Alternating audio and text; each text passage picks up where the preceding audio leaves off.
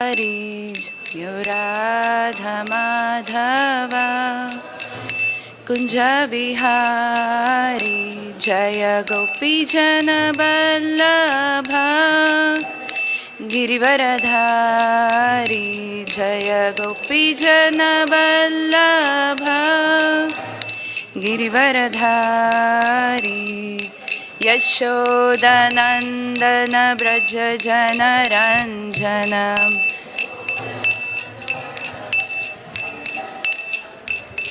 Yashodanandana Braja Jana Ranjana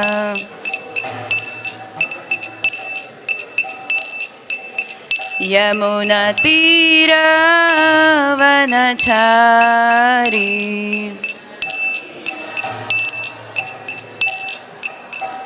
Yamuna Tira Vanachari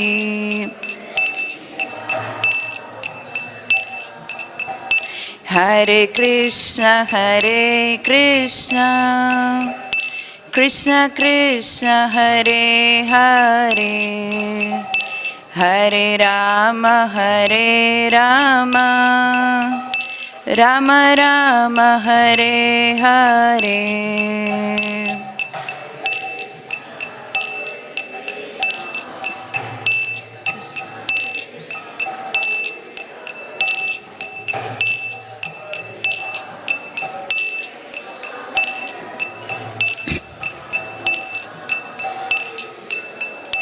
Hare Krishna Hare Krishna Krishna Krishna Hare Hare Hare Rama Hare Rama Rama Rama Hare Hare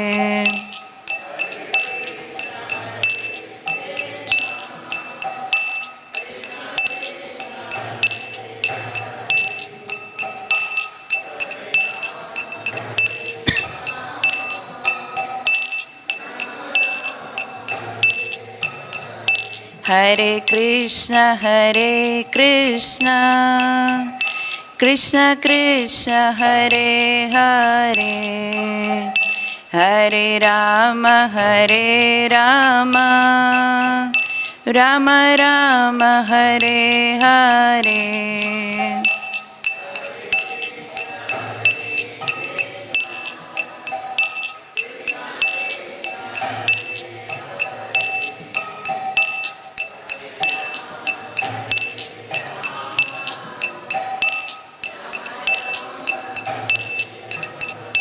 Hare Krishna Hare Krishna Krishna Krishna Hare Hare Hare Rama Hare Rama Rama Rama Hare Hare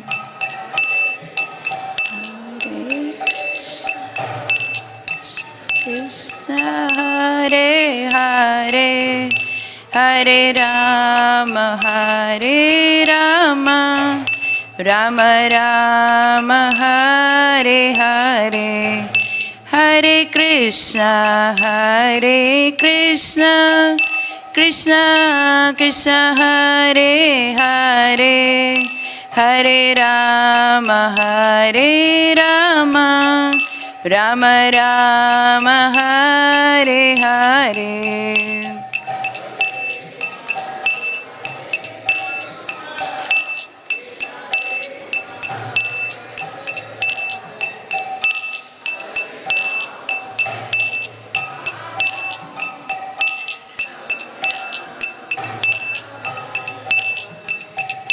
Jayo Krishna Balaram Jayo Krishna Balaram Krishna Balaram Jayo Vrindavana Dham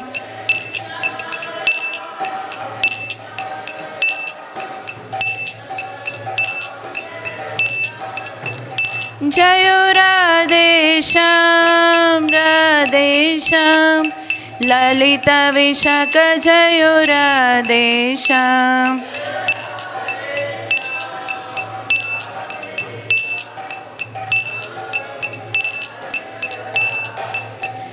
Jaya Gauranitai, Gauranitai, Gauranitai, Jaya Gauranitai.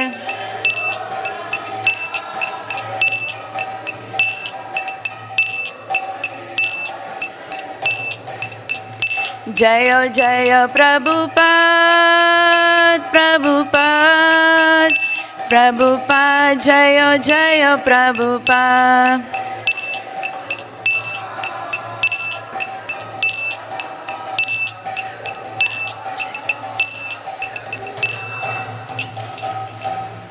Jam Vishnupada Paramahamsa Parivarajacharya Ashtottara Sat Shri Srimad A.C. Bhaktivedanta Swami Srila Prabhupada Ki Jai.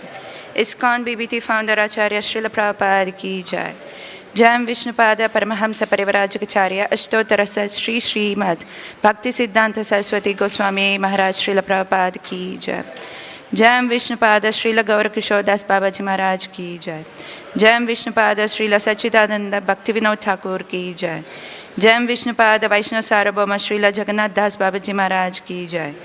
Jai Shri Rupa Sanatana Bhatta Raghunatha Shri Jiva Gopala Bhatta Das Raghunatha Sad Goswami Prabhu Ki Jai. Namacharya Srila Haridas Thakur Ki Jai. Prem se kaho Shri Krishna Chaitanya Prabhu Nityananda Shri Advaita Gadadhara Shri Vasadi Gaura Bhakta Vrinda Ki Jai. Shri Shri Radha Krishna Gopa Gopika Shamakund Radhakund Giri Govardhan Ki Jai. Shri Mayapur Vrindavan Dham Ki Jai. Gangva Mai Yamuna Mai Ki Jai. Tulsi Devi Bhakti Devi Ki Jai. Anantakoti Vaishnava Vrinda Ki Jai. Shri Harinam Sankirtan Ki Jai. Grantaraj Srimad Bhagavatam Ki Jai. ISKCON Vattamana Guru Vrinda Ki Jai. Samaveta Bhakta Vrinda Ki Jai. Gaura Premanande Hari Hari Bol. All glories to assembled devotees, all glories to assembled devotees, all glories to assembled devotees. All glories to Shri Guru and Shri Gauranga, all glories to Srila Prabhupada.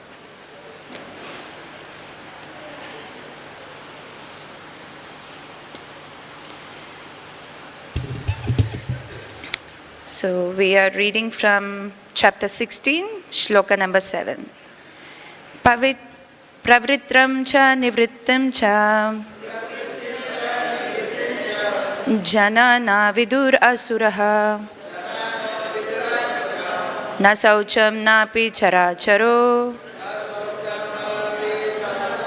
na satyam teshu vidiyate. Pravrittim cha nivrittim cha janana vidurasuraḥ na saucham napi characharo na satyam teshu vidyate. Pravrittim cha nivrittim cha janana vidurasuraḥ na saucham napi characharo na satyam teshu vidiyate.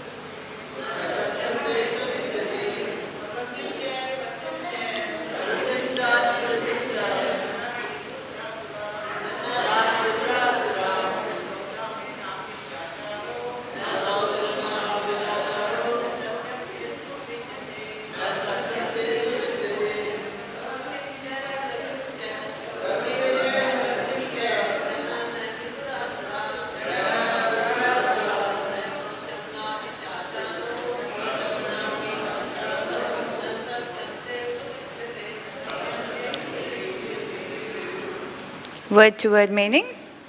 Pravritim, acting properly. Cha, also. Nivritim, not acting improperly. Cha, and. Janaha, persons. Na, never. Viduhu, no. Asuraḥ, of demoniac quality. Na, never. Saucham, cleanliness. Na, nor. Api, also. Cha, and. Acaraḥ, behavior. Na, never. Satyam, truth. Teshu, in them. Vidiyate, there is. Translation, purport by His Divine Grace A.C. Bhaktivedanta Swami Srila Prabhupada Ki Jai. Translation. Those who are demoniac do not know what is to be done and what is not to be done. Neither cleanliness nor proper behavior nor truth is found in them. Purport. In every civilized human society, there is some set of scriptural rules and regulations which is followed from the beginning. Especially among the Aryans, those who adopt the Vedic civilization and who are known as the most advanced civilized people, those who do not follow the scriptural injunctions are supposed to be the demons. Therefore, it is stated that the demons do not know the scriptural rules, nor do they have any inclination to follow them. Most of them do not know them, and even if some of them know, they have not the tendency to follow them. They have no faith, nor are they willing to act in terms of Vedic injunctions. The demons are not clean, either externally or internally. One should always be careful to keep his body clean by bathing, brushing teeth, shaving, changing clothes, etc. As far as internal cleanliness is concerned, one should always remember the holy names of God and chant Hare Kṛṣṇa, Krishna Krishna, Hare Hare, Hare Ram, Ram Ram, Hare Hare. The demons neither like nor follow all these rules for external and internal cleanliness. As for behavior, there are many rules and regulations guiding human behavior, such as the Manu Samhita, which is the law of the human race. Even up to today, those who are Hindu follow the Manu Samhita. Laws of inheritance and other legalities are derived from this book. Now in the Manu Samhita, it is clearly stated that a woman should not be given freedom. That does not mean that women are to be kept as slaves, but they are like children. Children are not given freedom, but that doesn't mean that they are kept as slaves. The demons have now neglected such injunctions, and they think that women should be given as much freedom as men. However, this has not improved the social condition of the world. Actually, a woman should be given protection at every stage of life. She should be given protection by the father in her younger days, by the husband in her youth, and by grown-up sons in her old age. This is proper social behavior according to Manu Samhita. But modern education has artificially devised a puffed-up concept of womanly life, and therefore marriage is practically now an imagination in human society. Nor is the moral condition of women very good now. The demons therefore do not accept any instruction which is good for society, and because they do not follow the experience of great sages, the rules and regulations laid down by the sages, the social condition of demonic people is very miserable. Om Namo Bhagavate Vasudevaya. Om Namo Bhagavate Vasudevaya. Om Namo Bhagavate Vasudevaya. Om Ajnanatimrandasya Jnananjana Shalakaya Chakshurunmilitam Yena Tasmai Shri Gurave Namaha. Shri Chaitanya Manobishtam Sthapitam Yena Bhutale Swayam Rupa Kadamahyam Dadati Swapadantikam.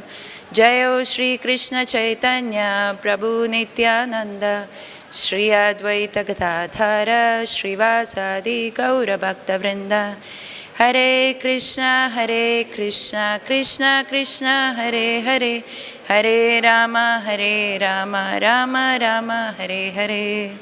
Vanchakalpa tarubhyasya kripa sindhubhya eva cha patitanam pavanebhyo vaishnavebhyo namo namaha.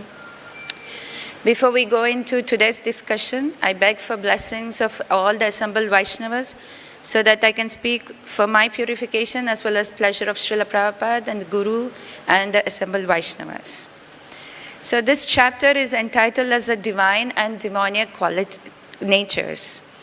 So here Kṛṣṇa is making us understand how to identify someone who is of a divine quality or divine nature and someone of a demoniac nature. It is not only by the external appearances, it is also the mannerisms that we carry, the concepts that we carry, the ideologies that we carry. This is all what defines someone to be in the divine nature or someone having demoniac nature. So this chapter has 24 verses, and first 9 verses is a comparison between the transcendental divine qualities to the demonic qualities. And 10 to 18 exclusively focus on the demoniac nature, like how, what exactly is demonic nature. And 19 to 24, Kṛṣṇa is going to explain the results of this demonic nature. And then Kṛṣṇa also gives the opportunity, either you can elevate yourself from this demonic nature or you can degrade by just positioning in demoniac nature. And this is also, it also shows how Kṛṣṇa is very personal, because he is seeing that every person carries a nature and he's acknowledging it. And this nature, although it is material and artificial for the soul because it's being the spiritual, but he's still acknowledging and he's pointing out that in the material world, it's always, there is always imbalance to come to the spiritual, onto the transcendental platform by our own self. Because the illusionary energy is very strong, we can be bounded up very easily by the demoniac qualities. So Prabhupada is stating the purport, saying that, every civilized human society has a set of rules and regulations. And where are these rules and regulations recorded? It is recorded in the Shastras. Now, if you see the yoga ladder, the bottom is the conditioned life. This is the people who breaks the laws. But as soon as they accept the Vedic scriptures, they start performing some activities in relation to the scriptures, and they start on the first level is the karma kanda. And slowly they start to offer the fruits and they start working for Kṛṣṇa, then it becomes karma yoga. And then they regulate themselves, cultivate knowledge, then that is jnana yoga. Then higher, they perform meditation and austerities by performing the Ashtanga, eightfold Ashtanga yoga, and that is Ashtanga yoga. And the higher is Bhakti yoga. So someone can be coming from the very conditioned life, they have to pass through each step of the ladder, or someone can directly go to the Bhakti yoga. So Kṛṣṇa here in the Bhagavad Gita, he's making it easy for us. Although someone may be a lawbreaker, and they're situated in the conditioning life, they still can approach Kṛṣṇa by just following his instructions. Now, any Vedic civilized society is guided by rules and regulations, and these rules and regulations give protection to the citizens. They protect us from the averses.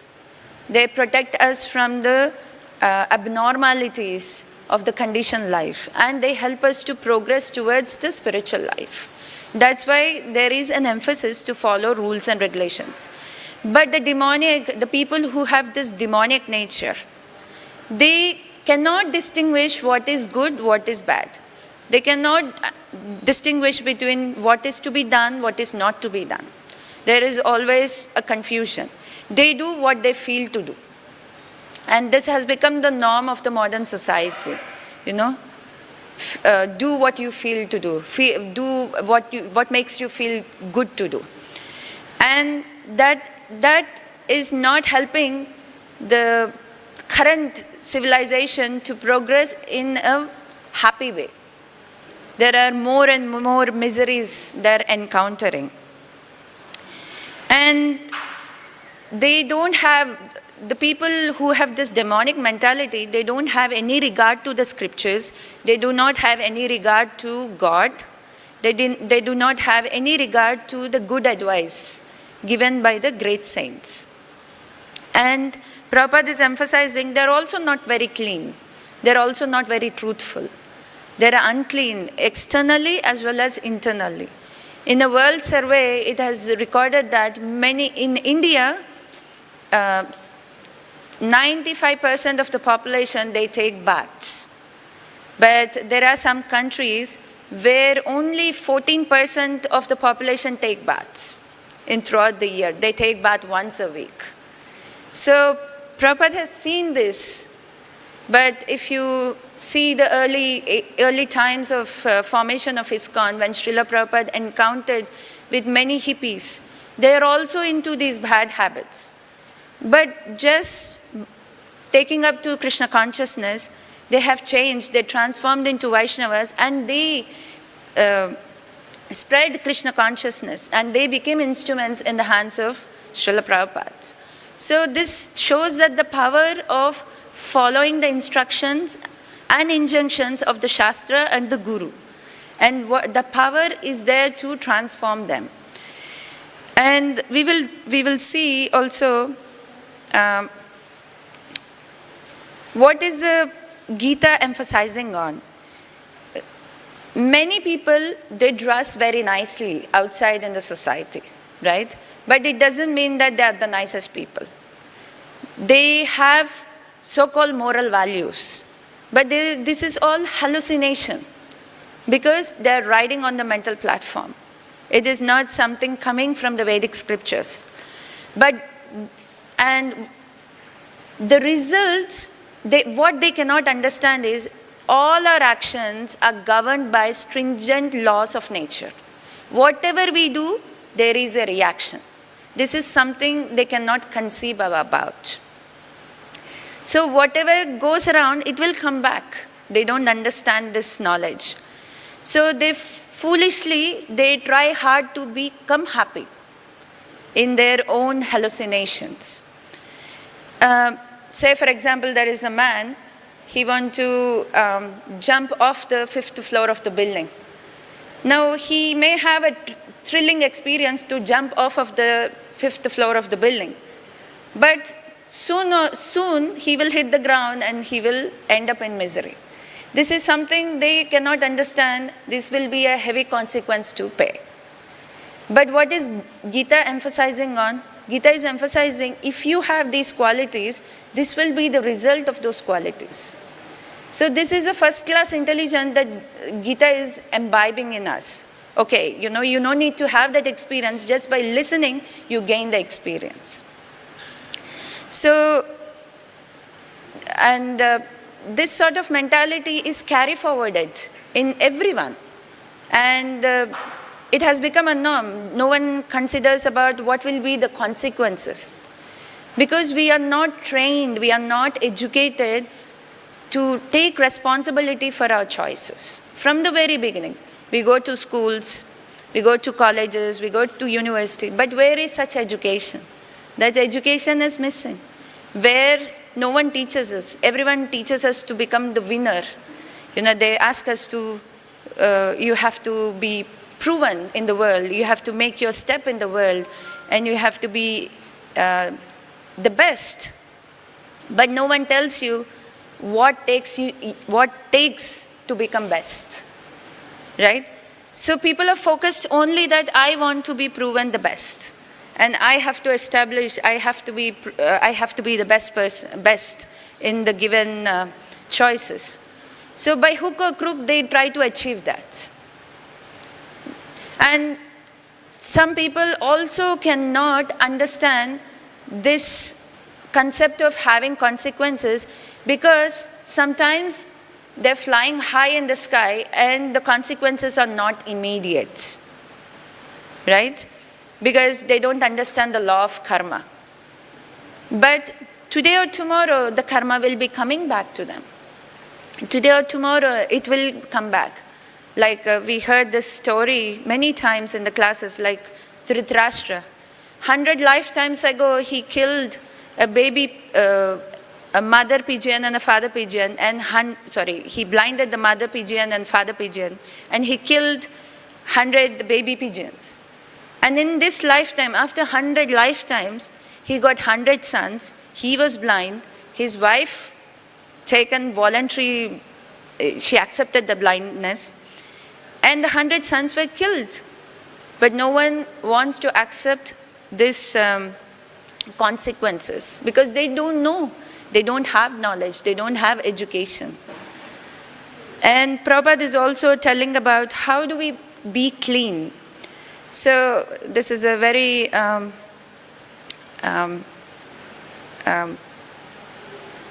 conversation that Prabhupada was having, that Prabhupada is explaining the cleanliness. If one is not clean enough externally and internally, he is nothing but Melicha or Yavana. Melicha and Yavana is not that someone is born out of India. You can be in India, but if you're not clean, you can also be called as Melicha and Yavana.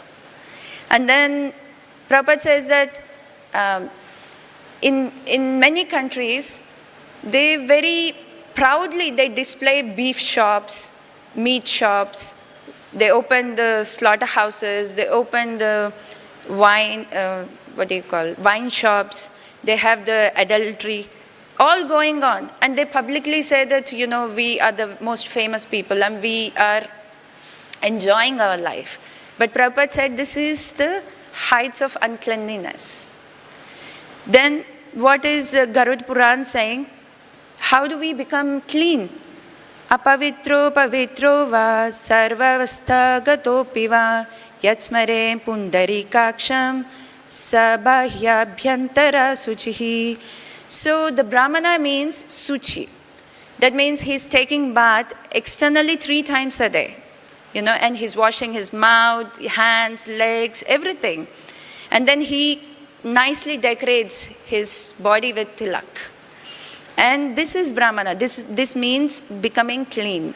This is external. And how do you become internally clean? By chanting Hare Kṛṣṇa, Krishna Krishna, Hare Hare, Hare Rama, Rama Rama, Hare Hare. So, Bahyantram, like externally we clean with the water, but internally we clean ourselves with the holy name. And Prabhupada says, but there is also another class. It's called Muchi class, where they are unclean. But Prabhupada says, Muchi hoy, Suchi hoy, yedi Krishna bhaje. Someone may be born in a very low class family, but if they are becoming Krishna devotees, they are actually Suchi. But someone is born in Brahmana family, but they are not following this cleansing process. They are actually Muchi. And then Prabhupada says, this is, the Brahmanas may claim that, I have the Brahmana skin. And then Prabhupada says, someone can distinguish saying that this is cow skin and this is goat skin. So they are expert in skin, they are called skin experts. They are only identifying basis on skin. But they don't understand the value of this injunction that we have to be clean. Cleanliness means taking up to Krishna consciousness. Cleanliness means taking up to bhakti. And that is how you transform to become a Brahmana or a Vaishnava. Sanatana Goswami also explains in Hari Bhakti Vilas that how the bell metal can be turned into gold by the purificatory process. Similarly, someone accepts the initiation process, they become cleansed, they become Vaishnavas, they are no more Brahmanas. So when we are learning to distinguish people, we have to learn to respect not the people who wears ties and suits and wearing perfumes, but actually who is more adopting to Krishna's principles. Who is the one who is following the injunctions of Bhagavad Gita and Srimad Bhagavatam. And then Prabhupada talks about here,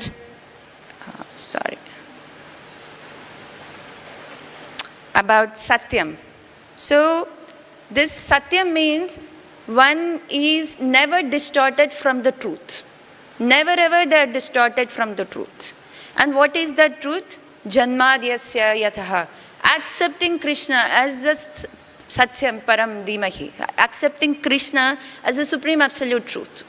Then he is actually in the process of to be truthful. And then Prabhupada also is explaining about protection of the woman. That, how, this is one of the injunctions of the Shastra, that how women have to be protected by the father in the young age and during their, and by husband in the youth and grown-up sons in the old age. But if you see in today's society, in the schools and colleges, there is no such education. We go to the co-ed education schools. We sit and mingle with the boys. We don't have any differentiation between boys and girls. So there is no education about having protection. Then this is actually the fear, if you remember from chapter 1, this is actually the fear of Arjuna to fight. He was telling Krishna that, I don't want to fight because there will be so many men will be killed in this war. And when capable men are killed, women will be spoiled very easily because they are very sensitive and they're very emotionally, they get very easily subdued, right? So Arjuna is already pointing out this point. Because Arjuna is Aryan, he knows that this is necessary for a proper functioning of a society. Protection of women is very necessary. Then many people think that protection of women in this way is actually slavery. That's why Prabhupada is again and again mentioning this is not slavery, but this is actually necessary so that they can grow in their propensities. Now, I've seen some documentaries in the Western countries, some of the Arabic countries, where women, they get married at a very young age, and they have children, many things. But for men, they're just a sense object. They're just a sense object. So this is not protection. Protection means it will be given by a strong man who has trained in mind and sense control, who can help the woman to grow towards spiritual life, also taken care emotionally. It is not,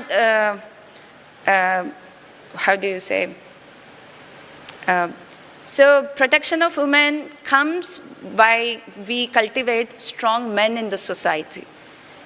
How do we cultivate strong men in the society?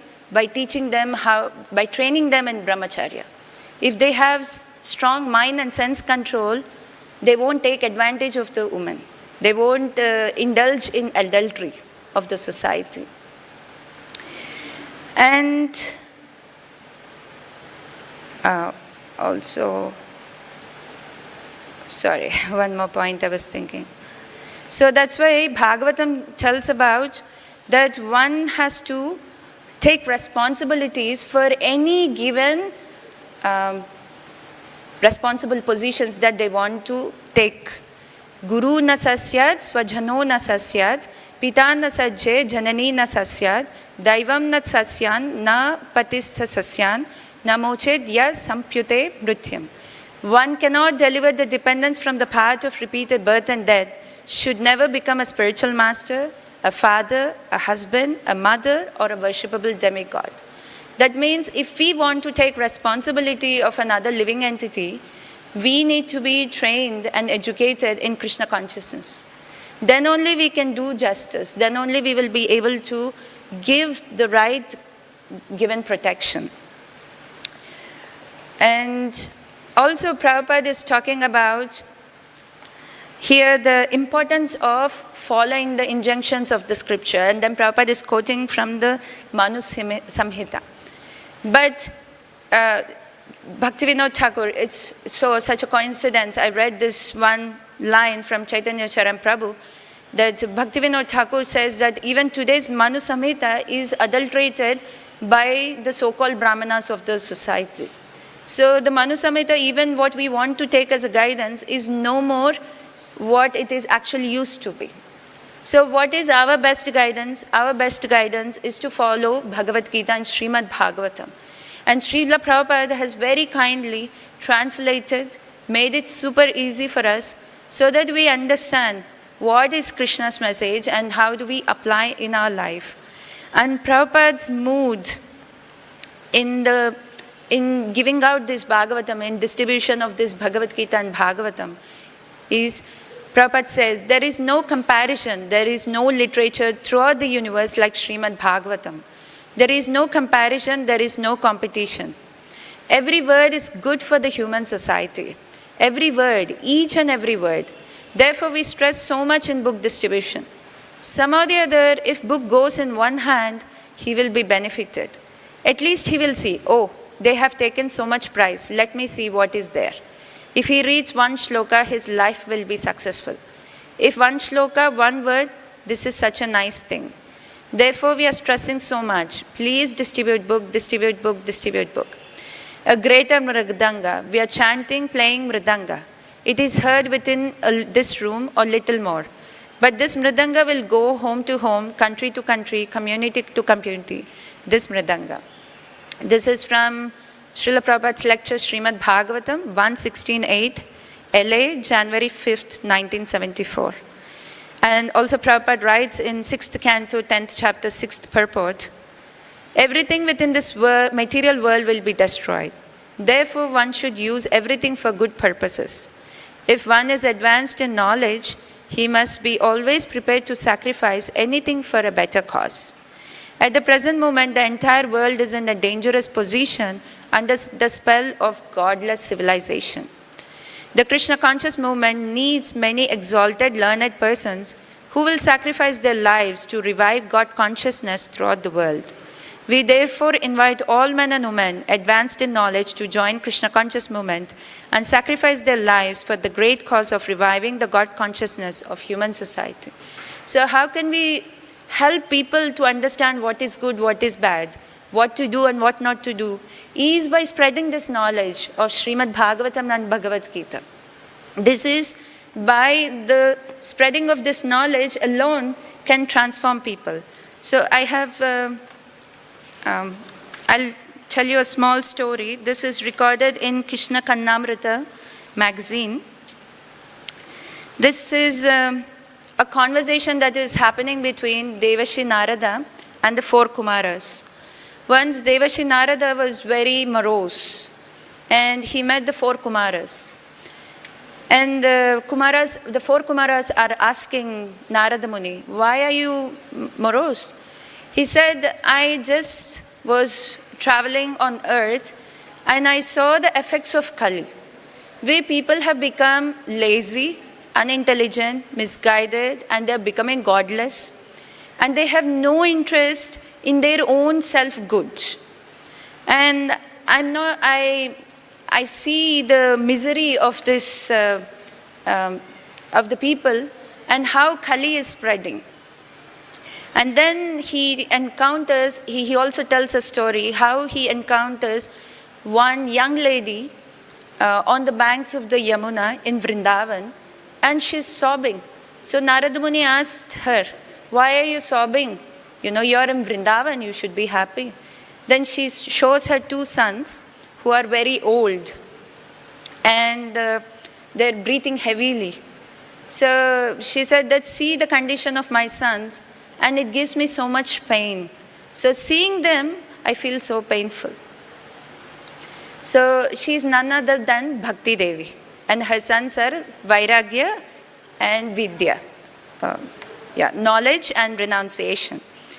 So Narada Muni says that you don't worry, I will take care of them. So he started to chant Govinda, Govinda, but they are not revived yet.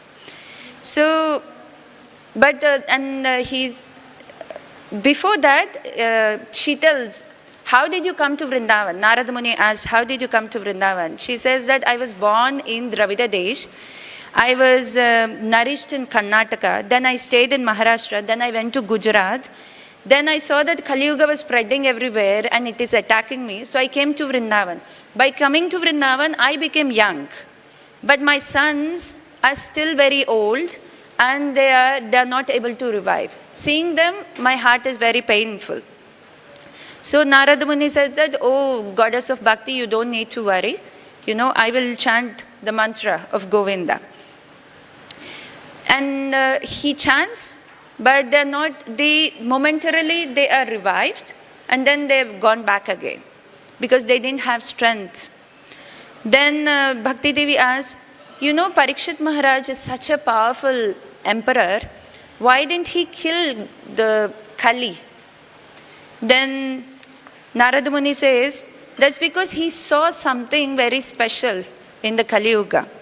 Kale dosha nidhe rajan asti eko mahadguna kitane deva Kṛṣṇasya mukta sanga param prajayat.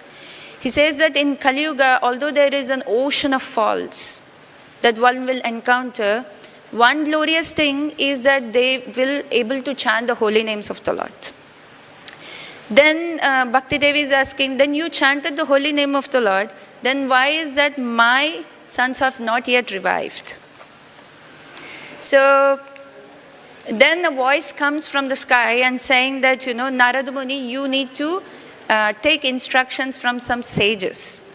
And this is how the Narada Muni comes to Badrikashram. And in Badrikashram, he meets the 4 Kumaras. And then the 4 Kumaras said, yes, the holy name is very glorious and holy name has all the potential to revive anyone from the slumber. But they also need strength from the Srimad Bhagavatam. And then they start glorifying the Srimad Bhagavatam. That yasyam vai shruyamananam Kṛṣṇe paramam purushe bhaktir utpataye pumsa shoko moha bhayapita. Simply by giving oral reception to this Srimad Bhagavatam, a feeling for devotional service arises in the hearts. And because of that, one can extinguish soka, moha and bhaya. That is illusion, distress, lamentation, distress and fear. And he says, then you go to a dear devotee of Sri Chaitanya Mahaprabhu and you learn the Bhagavatam from them. When you hear the Bhagavatam from such devotees, then it affects them. And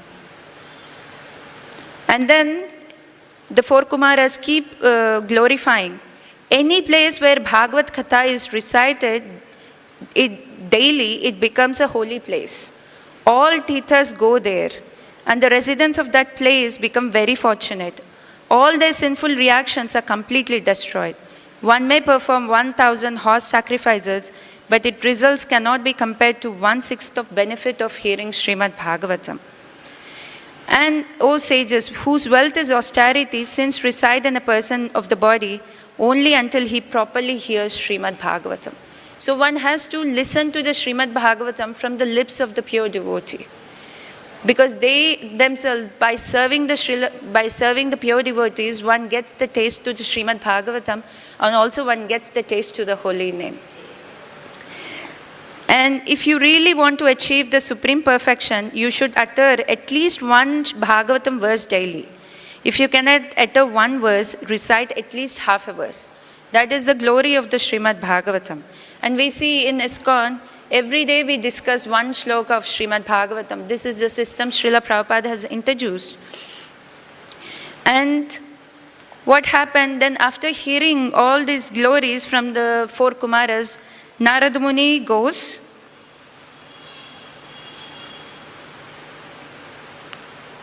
and goes and recites. And the Bhakti Devi and her two sons, they suddenly appear, and Bhakti Devi becomes young maiden, and also the two young children, they become enlivened. And then they start to utter the name Shri Krishna Govinda Hare Murari He Nata Nata Narayana Vasudeva.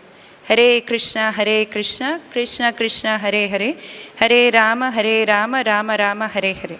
So here, in conclusion, we can understand that holy name and the Srimad Bhagavatam is a perfect combination that we can help ourselves to protect ourselves from the effects of the Kali Yuga, and we come close to the Vaishnavas, and also we will be paving our path back home, back to Godhead. This is what we have to know, what to do and what not to do. Otherwise, we just will carry our tendencies of the demoniac nature and go nowhere. So now, as in 2 days there is Bhadra Purnima coming, it's a nicest opportunity for us to go out and distribute Srimad Bhagavatams, and also distribute the Bhagavatam. You can sponsor a Bhagavatam set, and which will be going and be placed in schools and college libraries by the BBT. It's such a nice opportunity. We are facilitating younger generations with the study of the Bhagavatam. And by that, all these misconceptions, all these demoniac natures will be subdued, and they will become Krishna conscious. And this is the only way to protect the society, only way to organize the society in a God civilization. This is how we create a God civilization. If there are any questions or comments or corrections, you're most welcome. Sorry for my shortcomings.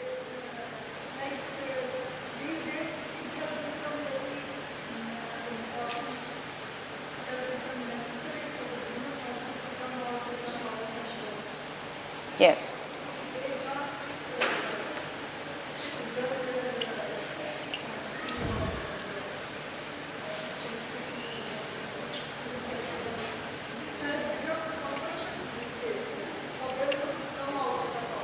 Yes. That's why we need education and training. It's not that you have, we have to accept that there are effects of the Kali Yuga on us, the society will run in a certain way. It won't run in the Vedic time, like the Vedic times, for sure. We have to accept that fact. However, bhakti can transform people. When someone comes to bhakti, what is the first thing they're having? They're having an exposure to the knowledge, and they're getting trained how to apply this knowledge. When someone learns how to apply this knowledge, they can be dhira, even in the midst of the troublesome situations, right? Yes, we cannot expect that all women will be sitting at home. It is not possible.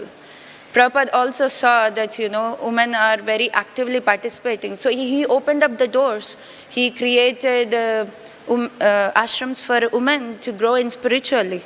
He engaged women in cultivation of, their spiritual lives. But Bhagavatam also says that when the woman is the backbone, like a very backbone of the entire family.